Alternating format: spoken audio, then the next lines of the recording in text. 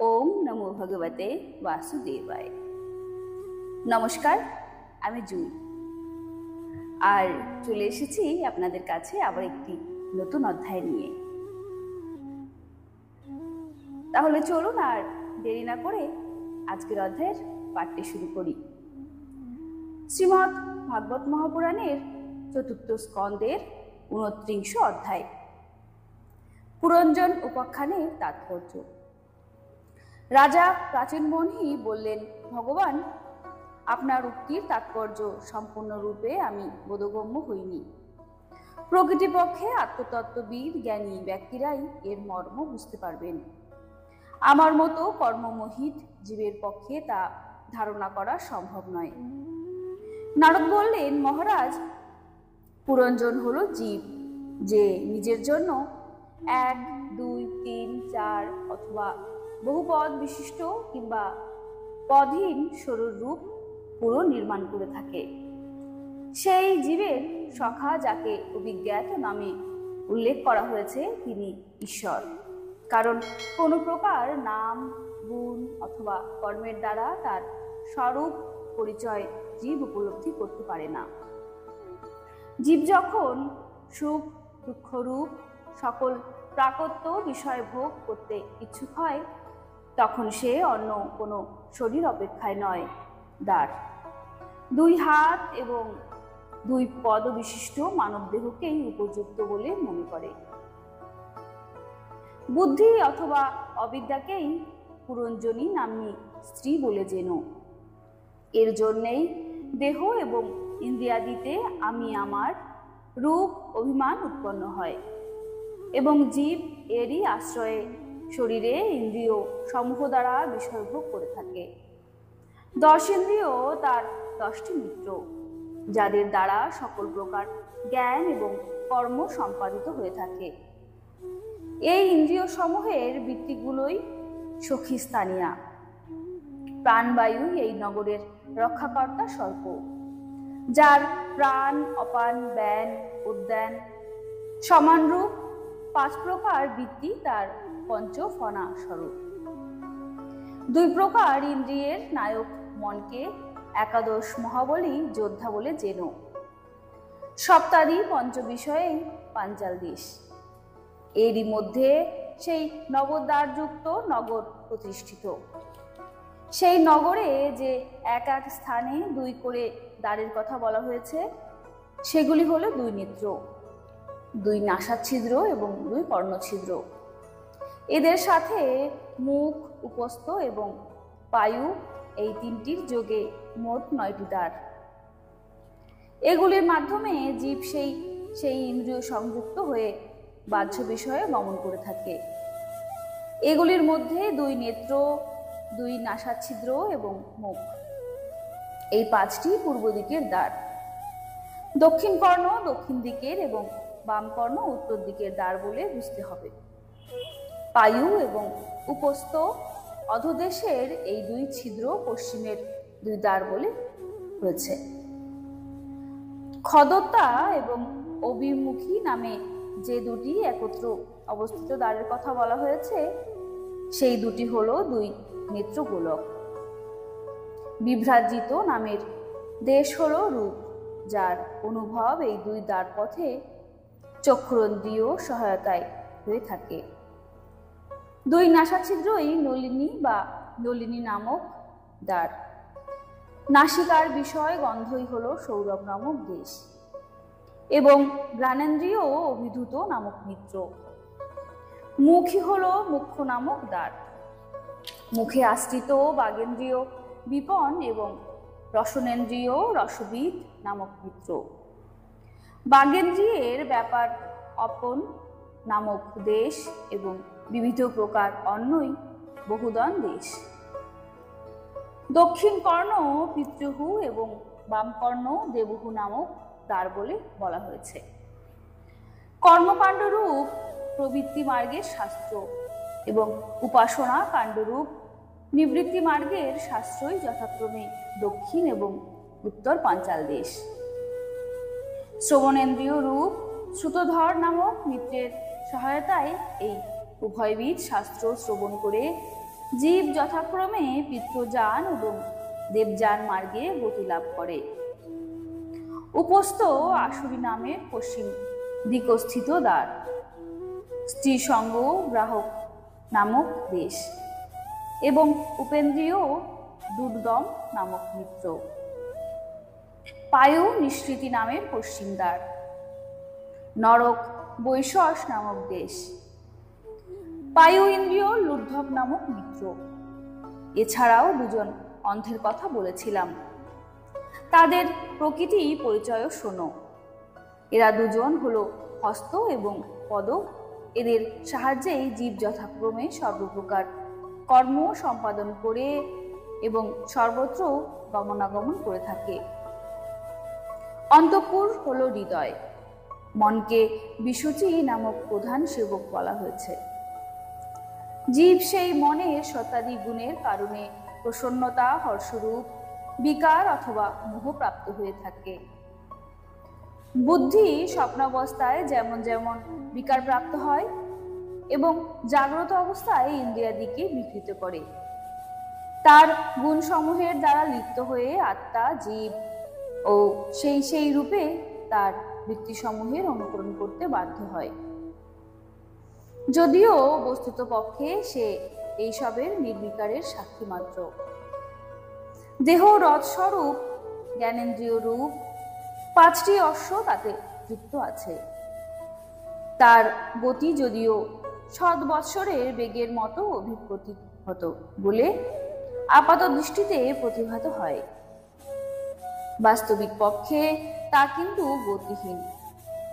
পুণ্য এবং পাপ এই দ্বিবিধ কর্ণ তার 2 চক্র, গুণত্রয় তার ধ্বজা স্বরূপ এবং পঞ্চপ্রাণ তার বন্ধন রজ্জু, মন তার রশ্মি, বুদ্ধি তার সারথি, হৃদয় উপবেশনের স্থান, সুখ দুঃখাদি দ্বন্দ্বযুক্ত বন্ধন স্থান, ইন্দ্রিয় সমূহের 5 বিষয় তাতে রক্ষিত অস্ত্র এবং তত্ত্ব প্রকৃতি, সপ্ত ধাতু তার আবরণ, পঞ্চ কর্মেন্দ্রিয় তার 5 প্রকারের গতি।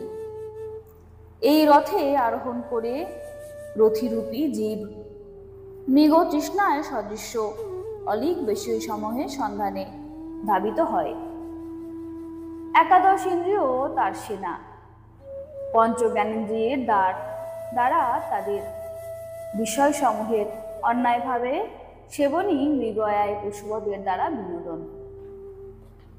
গন্ধর্বরাজ চণ্ডবেগে প্রকৃতিপক্ষে 7 বৎসর, যা নিরবধি অসীমকালেই পরিচ্ছন্ন রূপে বোধের সহায়ক।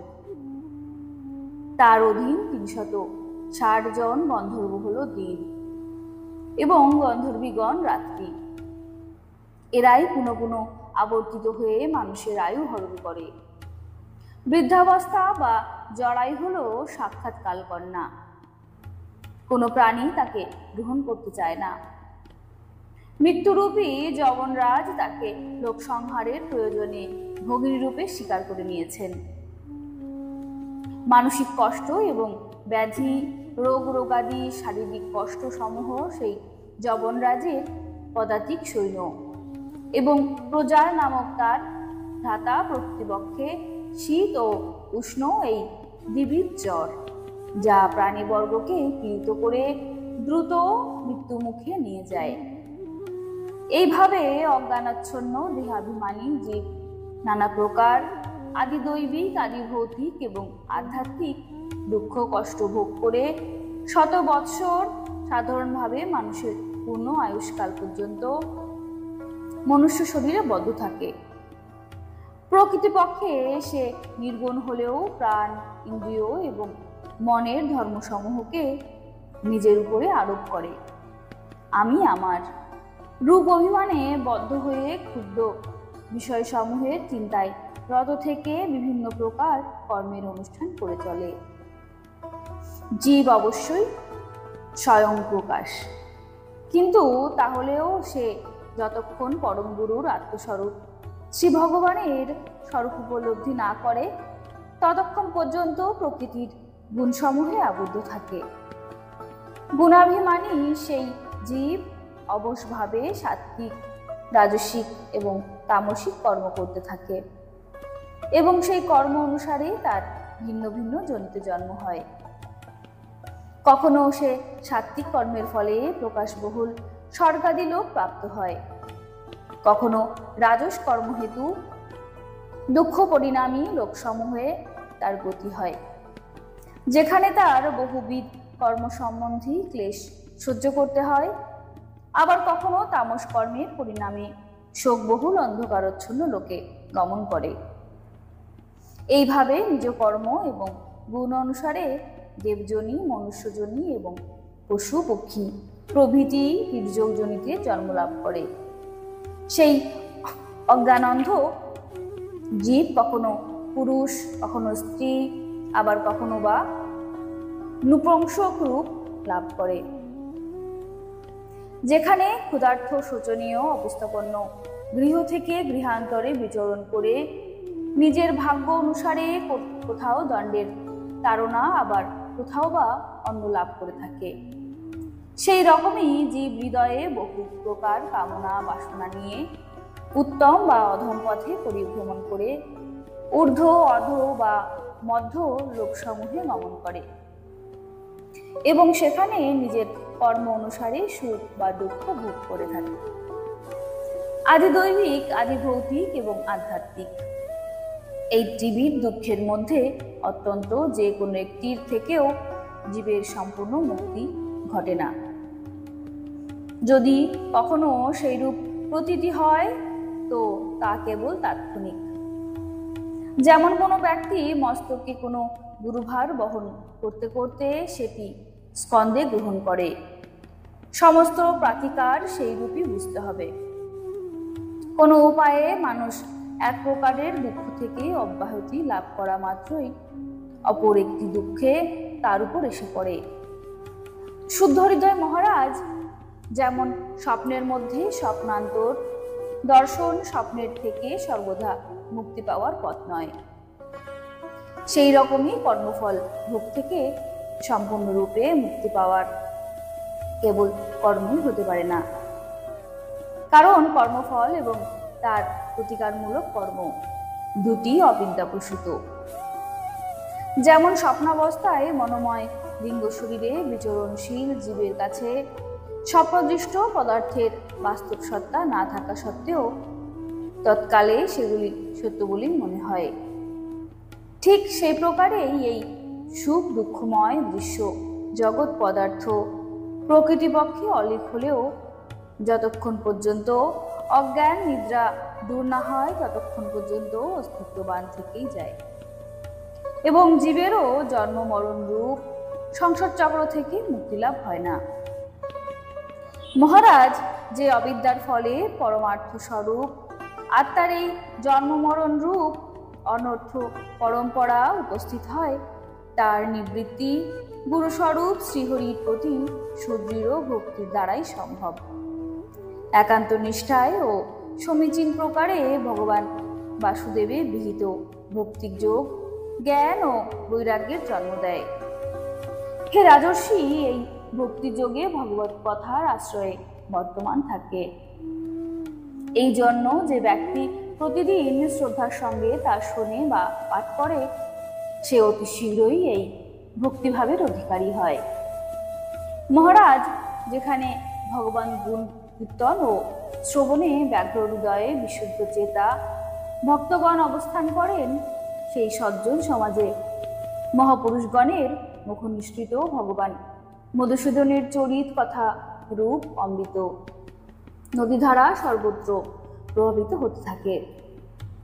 যারা নিত্য আকাঙ্ক্ষাযুক্ত চিত্তে একাগ্র উৎকর্ণে সেই অমৃত পান করে, তাদের ক্ষুধা, তৃষ্ণা, ভয়, শোক, মোহ প্রভৃতি কোনো বাধাই স্পর্শ করতে পারে না।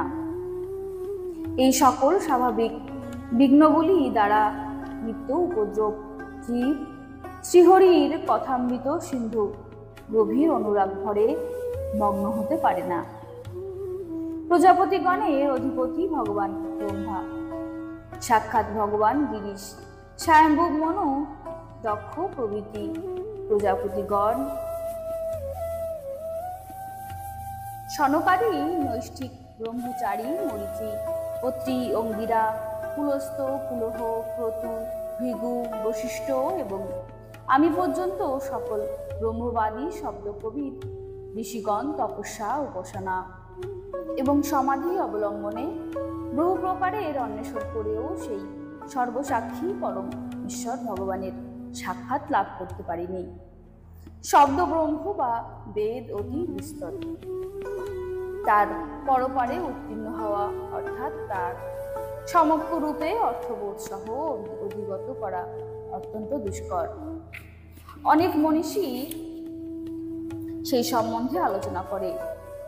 মন্ত্রে উল্লিখিত বজ্র হস্তদাদি লক্ষণ সমন্বিত ইন্দ্রাদি দেবতা রূপে সেই মহত্তাকেই ভিন্ন ভিন্ন কর্মের দ্বারা আরাধনা করে থাকে, কিন্তু তারাও তার স্বরূপ নিশ্চিতভাবে জানেন না। নিজ হৃদয়ে নিরন্তর ভগবানকে ভাবনা করতে করতে তার মধ্যে নিজেকে লীন করে দিতে পারলে তার কৃপা লাভ করা যায়। একবার তার সেই অলৌকিক অনুগ্রহে যে ধন্য হয়, তার পক্ষে লৌকিক অথবা বৈদিক কোনো বিষয়ে কর্মকাণ্ডের প্রতি অবিচল নিষ্ঠার আর প্রয়োজন থাকে না।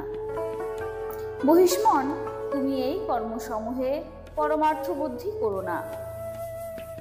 এগুলি শ্রবণ মনোরম, কিন্তু প্রকৃতিপক্ষে পরমার্থকে স্পর্শ করতে পারে না। জ্ঞানের অভাববশতই লোকের কাছে এগুলির পরমার্থ রূপে প্রতিভাত হয়। যে সকল মলিনমতি কর্মবাদী ব্যক্তি বেদকে কেবলমাত্র কর্মকাণ্ড সর্বস্ব বলে থাকেন, তারা প্রকৃতপক্ষে বেদের মর্ম জানেন না। এর কারণ তারা নিজেও স্বরূপভূত লোক বা আত্মতত্ত্ব, যা বেদের প্রতিপাদ্য।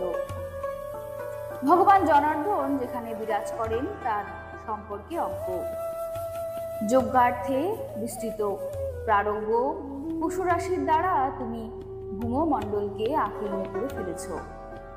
যজ্ঞে অসংখ্য পশু বধ করেছ এবং এর ফলে তোমার মধ্যে অভিমান ও উদ্ধত্ত সৃষ্টি হয়েছে। কিন্তু প্রকৃতিপক্ষে কর্ম বা উপাসনার প্রকৃত রহস্য তোমার জানা নেই। বস্তুত তাই কর্ম, যার দ্বারা ভগবান শ্রীহরি প্রসন্নতা লাভ করা যায় এবং যার দ্বারা ভগবানে চিত্ত লগ্ন হয়, তাই বিদ্যা। শ্রীহরি নিখিল দেহিগণ আত্মা, ঈশ্বর এবং সর্বজগতের স্বতন্ত্র কারণ। তার চরণতল সকল মানুষের একমাত্র আশ্রয়, সকল মানুষের সকল কল্যাণের উৎস, যার থেকে কোনো ব্যক্তির অনুমাত্র ভয় হয় না। সেই তার প্রিয়তম আত্মা, যিনি একবার প্রকৃত তাৎপর্য জানেন, তিনি জ্ঞানী, এবং যিনি জ্ঞানী তিনি গুরু এবং সাক্ষাৎ শ্রীহরি। যাকে আশ্রয় করলে সর্বদা অভয় লাভ হয়, তিনি জীবের প্রিয়তম আত্মস্বরূপ শ্রীহরি। এই বোধে প্রতিষ্ঠিত হলে ভগবত স্বরূপতা লাভ হয়। নারদ বললেন, হে পুরুষ শ্রেষ্ঠ, এ পর্যন্ত আমি যা বললাম তাতে তোমার প্রশ্নের উত্তর দেয়া হয়ে গেছে। এখন আমি এক সুনিশ্চিত গুহ সাধন বলছি, মনোযোগ দিয়ে শোনো। পুষ্পবাটিকায় নিজের সঙ্গিনী হরিণীর সঙ্গে মিলিতভাবে বিচরণশীল এক মত্ত হরিণ দুর্বাদী ক্ষুদ্ধ তৃণ ভক্ষণে রত। তার কর্ণ দুটি ভ্রমরগণের মধুর সঙ্গীতে মগ্ন হয়ে রয়েছে। তার সম্মুখে সেই মাংসাশী হিংস্র বিকেরা তাকে হত্যা করার জন্য অপেক্ষা করে আছে, আর পিছনে ব্যাগ তাকে লক্ষ্য করে বাণ নিক্ষেপ করে দিয়েছে। কিন্তু সেই হরিণ এমনই অসতর্ক যে এইসব কিছু লক্ষ্য করছে না। এই হরিণটির দশার কথা একবার ভাবো। মহারাজ, এই রূপকটির তাৎপর্য শোনো। এই মৃত্যু মুখে প্রবেশোন্মুখ মৃগ প্রকৃতিপক্ষে তুমি নিজের দশা একবার বিচার করে দেখো। পুষ্প সদৃশ্য এই নারীগণ কেবল দৃষ্টিনন্দন মাত্র। এদের বসতি স্থান বা গৃহই পুষ্পবাটিকা। সেখানে অবস্থান করে তুমি পুষ্পের মধু এবং গন্ধের সঙ্গে তুলনীয় জিহ্বা এবং জননেন্দ্রিয়ের পক্ষে সুখপ্রদ ভোজনাদি তুচ্ছ দৈহিক ভোগ সুখ, যেগুলি তোমার পূর্বে অনুষ্ঠিত কাম্যকর্মের ফলস্বরূপ উপস্থিত হয়েছে, সেগুলির আহরণে রত হয়েছ। স্ত্রী পতিব্রত হয়ে তুমি তাদের প্রতি তোমার চিত্ত ব্যাপৃত করে রেখেছ। পুত্র কলত্রগণের মধুর আলাপেই ভ্রমর গুঞ্জন, তোমার কর্ণদ্বয় সেই শব্দেই পরিপূর্ণ। সম্মুখস্থ বৃকপালের মতো মহাকালের অংশভূত দিন এবং রাত্রি তোমার আয়ু হরণ করে চলেছে, কিন্তু তুমি তাদের ধর্তব্যের মধ্যেই না এনে গার্হস্থ সুখের ভোগে মত্ত হয়ে রয়েছ। তোমার পশ্চাদে অপ্রকাশ্যভাবে অনুসরণকারী মৃত্যুরূপী ব্যাধ দূর থেকে তার গোপন স্বরে তোমার হৃদয়ে বৃদ্ধি করে উদ্ধত হয়েছে। তুমি নিজেকে এই বিগতির মতো পরিস্থিতিতে প্রতীক হিসাবে বিবেচনা করে নিজের চিত্তকে হৃদয়ের ভিতরে নিরুদ্ধ করো এবং নদীর মতো প্রবাহিত শ্রবণাদি ইন্দ্রিয়ের বহির্মুখী বৃত্তিকে চিত্তের মধ্যে স্থাপিত করো। অসৎ কামক ব্যক্তিদের প্রসঙ্গ চর্চা দিতে পরিপূর্ণ গৃহস্থশ্রম ত্যাগ করে পরমহংস সন্ন্যাসীগণের আশ্রয়ে ভগবান শ্রীহরিকে প্রসন্ন করো এবং ক্রমশ সমস্ত বিষয় থেকে বিরত হও। রাজা প্রাচীনবন্ধী বললেন, ভগবান, আপনি কৃপা করে আমাকে যে উপদেশ দিলেন আমি তা শুনলাম এবং সে বিষয়ে বিশেষভাবে চিন্তাও করলাম।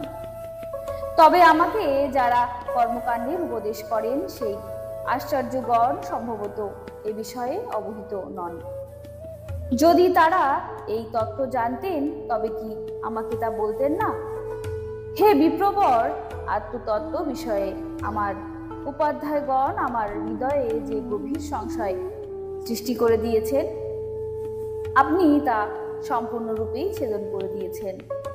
এই বিষয়টি ইন্দ্রিয়াতীত হওয়ার ফলে মন্ত্রদ্রষ্টা ঋষিগণেও এ সম্পর্কে ভ্রান্তি বা মোহ ঘটতে পারে। বিভিন্ন স্থানে বেদবাদীগণ এরূপ উক্তি শুনতে পাওয়া যায় যে জীব ইহলোকে যার দ্বারা কর্ম করে সেই স্থূল শরীরটি সে এখানেই পরিত্যাগ করে পরলোকে কর্ম অনুসারে গঠিত অন্য দেহে পূর্বানুষ্ঠিত কর্মের ফল ভোগ করে। কিন্তু তা কি প্রকারে সম্ভব? কর্মের কর্তা স্থূল শরীর তো এখানেই বিনষ্ট হয়ে যায়। তাছাড়া এই লোকে যে সব কর্ম করা যায় সেগুলি তো পরক্ষণে অদৃশ্য হয়ে যায়। পরলোকে ফলদানের জন্য সেগুলি আবার আবির্ভূত হয় কিভাবে? নারদ বললেন, রাজন, যে মনপ্রধান লিঙ্গ শরীরের সাহায্যে মানুষ কর্ম করে সেটি তো মৃত্যুর পরেও তার সঙ্গেই থাকে। সুতরাং পরলোকে যে দেহর দ্বারা অপরোক্ষভাবেই সে সেই কর্মের ফল ভোগ করে। স্বপ্নাবস্থাতেই মানুষ যেমন তৎকালীন জীবিত দেহের অভিমান পরিত্যাগ করে, তৎসদৃশ্য অথবা অন্য কোনো পশু পাখি আদি দেহে মনের মধ্যে সংস্কার রূপে স্থিত কর্মসমূহ ভোগ করে। স্বপ্নে যে সকল ভোগ সংগঠিত হয় সেগুলি স্পষ্টতই সেই শয়ান পাঞ্চভৌতিক দেহে হয় না। সেই রকমই লোকান্তরেও হয়ে থাকে। এরা আমার অথবা এই আমি ইত্যাদি রূপে স্ত্রী, পুত্র বা দেহাদি বিষয়ে জীব যে মানসিকভাবে মমতা অহং ভাব পোষণ করে তার ফলে সেই বোধে স্থিত হয়ে সেই দেহের সাহায্যে অনুষ্ঠিত কর্ম নিজের বলে গ্রহণ করে এবং তারই ফলে তার পুনরায় জন্ম হয়ে থাকে।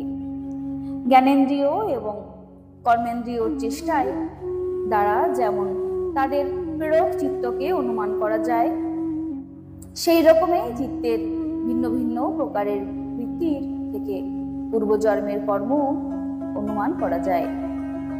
কখনো কখনো দেখা যায় যে বস্তু ইহজন্মে কখনো দেখা বা শোনা বা অন্য কোনোভাবেই অনুভূত হয়নি।